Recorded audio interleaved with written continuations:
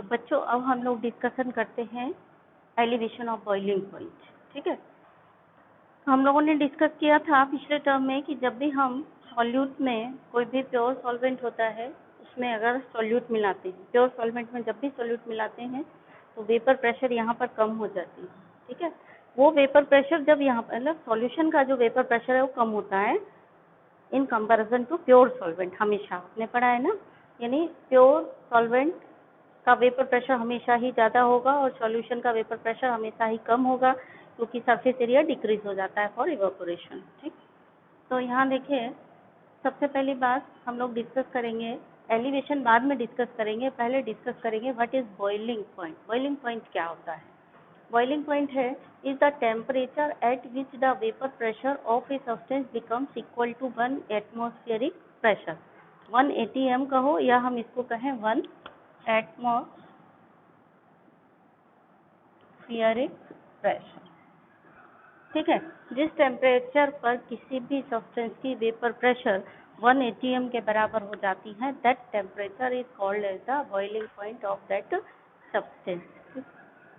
पानी का boiling point है 100 डिग्री और अगर उसको केल्विन में बदलें तो ये हो जाता है 373.15 kelvin, because at this temperature the vapour pressure of water is 1.013 बार और 1 ATM।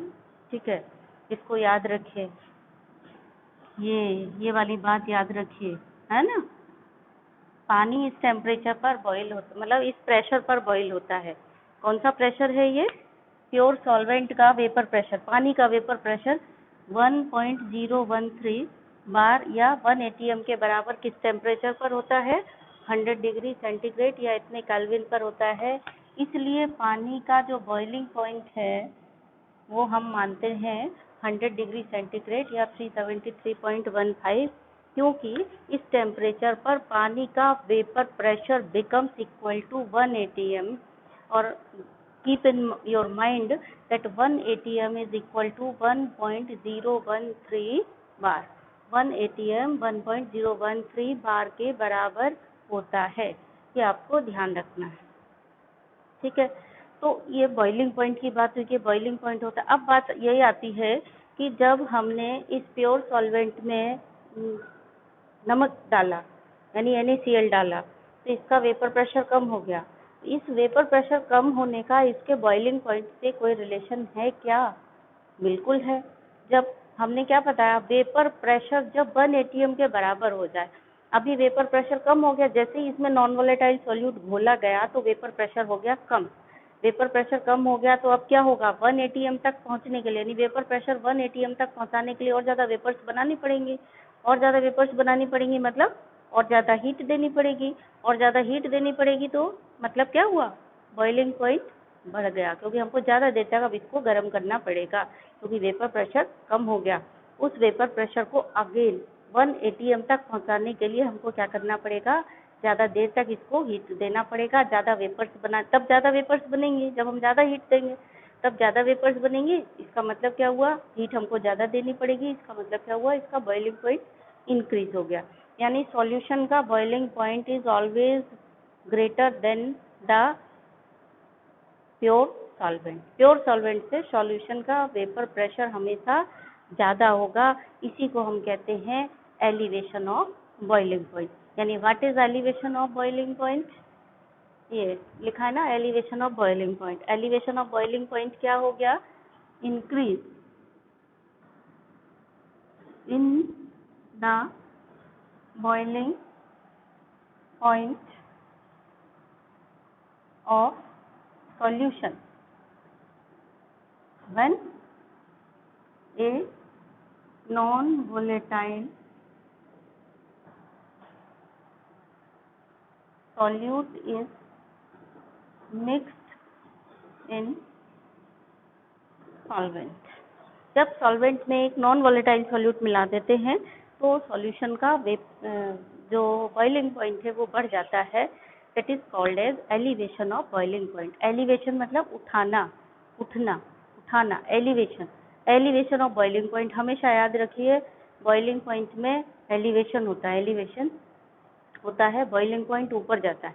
बॉइलिंग पॉइंट ऊपर जाता है मतलब सॉल्यूशन का boiling point is always greater than the pure solvent. क्यों जाता है वो आपको पता है, क्योंकि वेपर प्रेशर कम हो गई।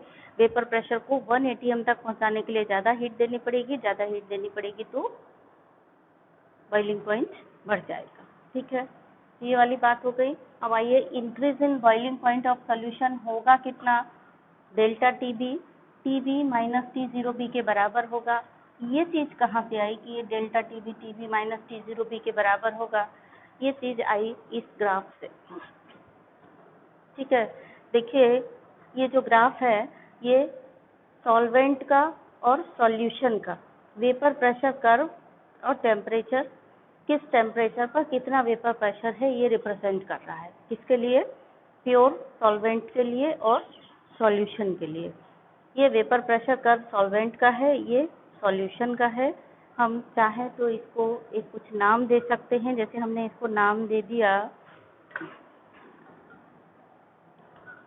इसका नाम हो गया, ये वाला वेपर प्रेशर कर्व है, इसको नाम दे दिया ए। ये पॉइंट हो गया हमारा बी। कौन सा पॉइंट हो गया? बी। ये वाला हो गया, ये वाला जहाँ पे कट कर रहा है ये लाइन, ये ग्राफ इस जिस पॉइंट पे कट कर रहा है इसी को हम बी पॉइंट दे देते हैं। ठीक है, हाँ? और ये हो गया सी और ये पॉइंट हो गया D,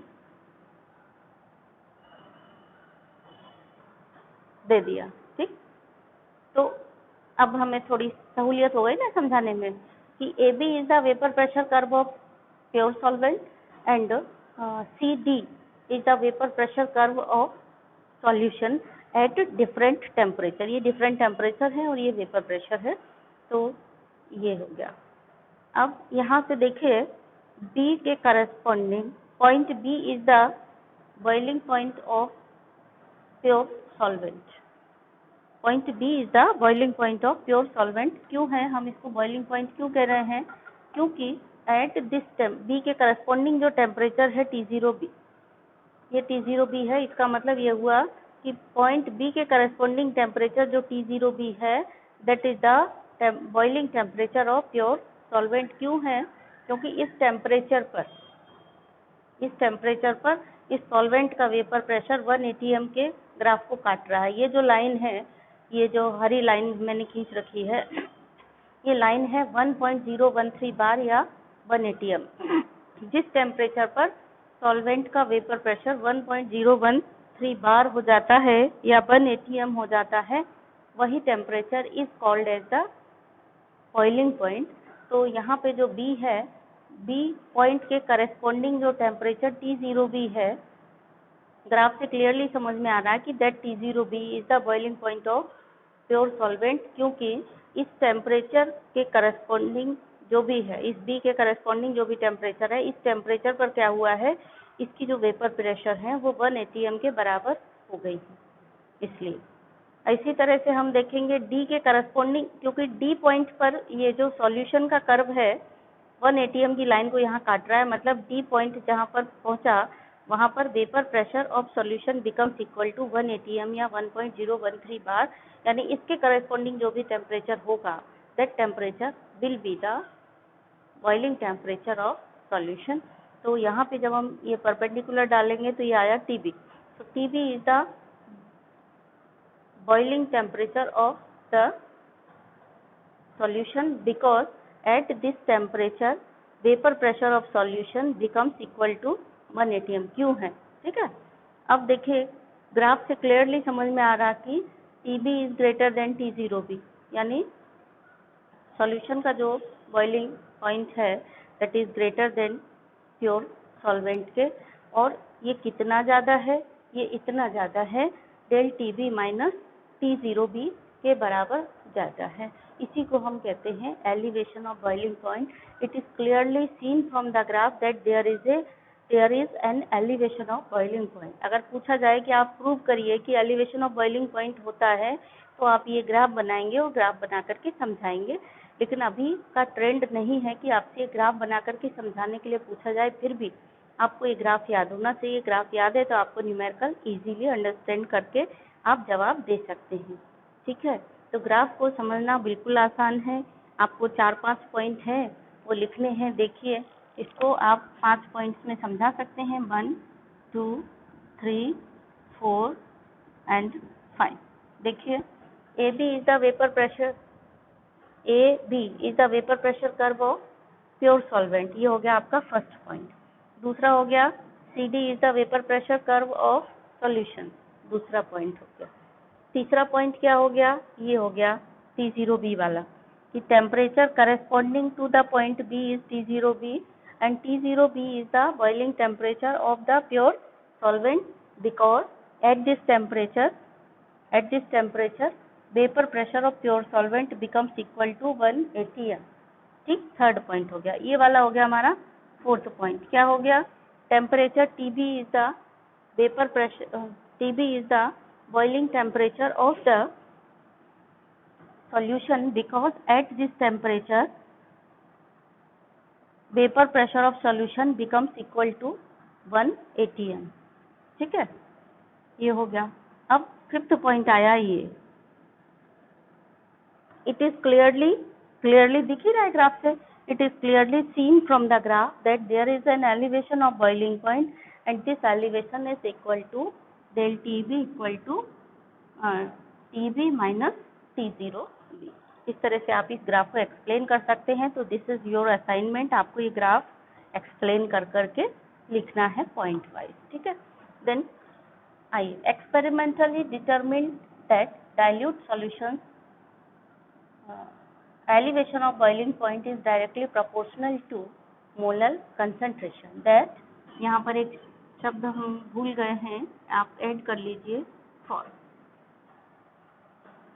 experimentally determined that for dilute solutions elevation of boiling point is directly proportional to molar concentration। ध्यान रखिए किसके डायरेक्टली प्रोपोर्शनल होता है, मोलर कंसंट्रेशन की। वैसे याद रखने की जरूरत नहीं है, न्यूमेरिकल प्रॉब्लम्स करते करते ऑटोमेटिकली आपको याद हो जाएगा, फिर भी याद रखिए।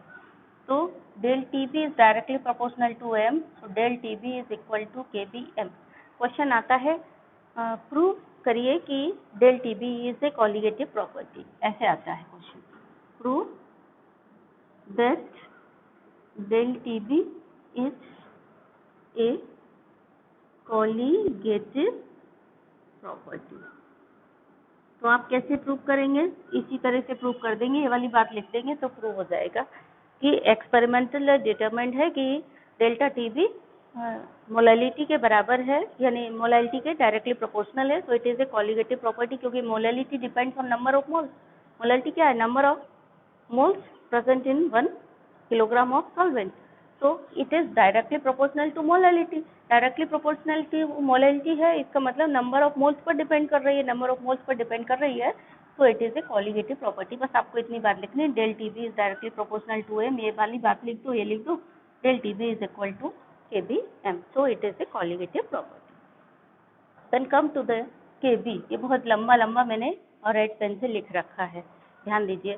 What is KB? KB बहुत इंपॉर्टेंट है, पूछा जाता है कि ये KB है क्या। इसके बहुत सारे नाम हैं, इसके नाम से पूछा, ऐसे KB पूछा जाएगा तो आप सब बता दोगे। पूछा क्या जाएगा, बॉइलिंग पॉइंट एलिवेशन कांस्टेंट क्या होता है, ये भी नहीं पूछा जाएगा। मोलर एलिवेशन कांस्टेंट, हाँ ये पूछा जा सकता है। सबसे ज़्यादा इम्पोर्टेंट किस नाम से पूछा जाता है, इल्यूबियोस्कोपिक कांस्टेंट क्या है बताइए। इब्यूलियोस्कोपिक, हाँ क्या नाम है, इब्यूलियो, मैंने पहले गलत बोल दिया था, इब्यूलियोस्कोपिक कांस्टेंट। तो इब्यूलियोस्कोपिक कांस्टेंट क्या है ये पूछा जाता है। व्हाट इज इब्यूलियोस्कोपिक कांस्टेंट, तो आप बताएंगे KB। इसको कैसे डिफाइन करेंगे, इसको डिफाइन करने के लिए हम इस तरह से डिफाइन करते हैं, del TB is KB if molality is 1। अगर हमने मोलैलिटी 1 ले ली, 1 मोल पर लीटर ले लिया, सॉरी 1 मोल पर kg ले लिया कंसंट्रेशन, तो delta TB becomes equal to KB। तो डिफाइन कैसे करेंगे, elevation of boiling point for 1 molar solution is called as ebullioscopic constant, KB के बराबर हो गया।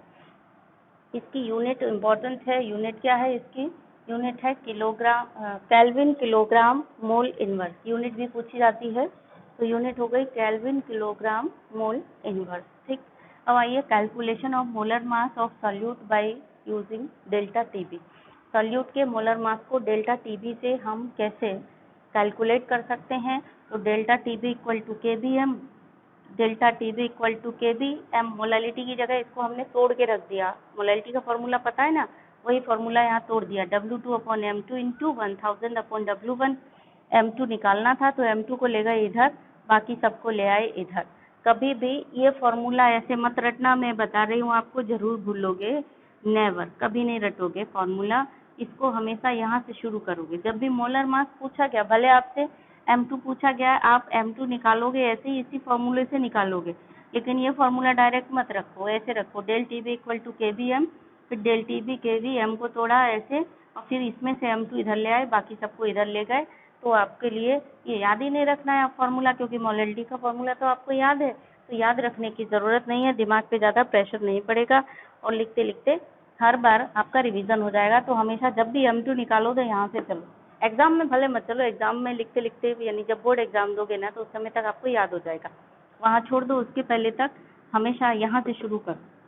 क्या दिया है पहले आपने लिख दिया, W2 दिया, M2 दिया, ये दिया, ये दिया, ये दिया, गिवन सब लिख लिया।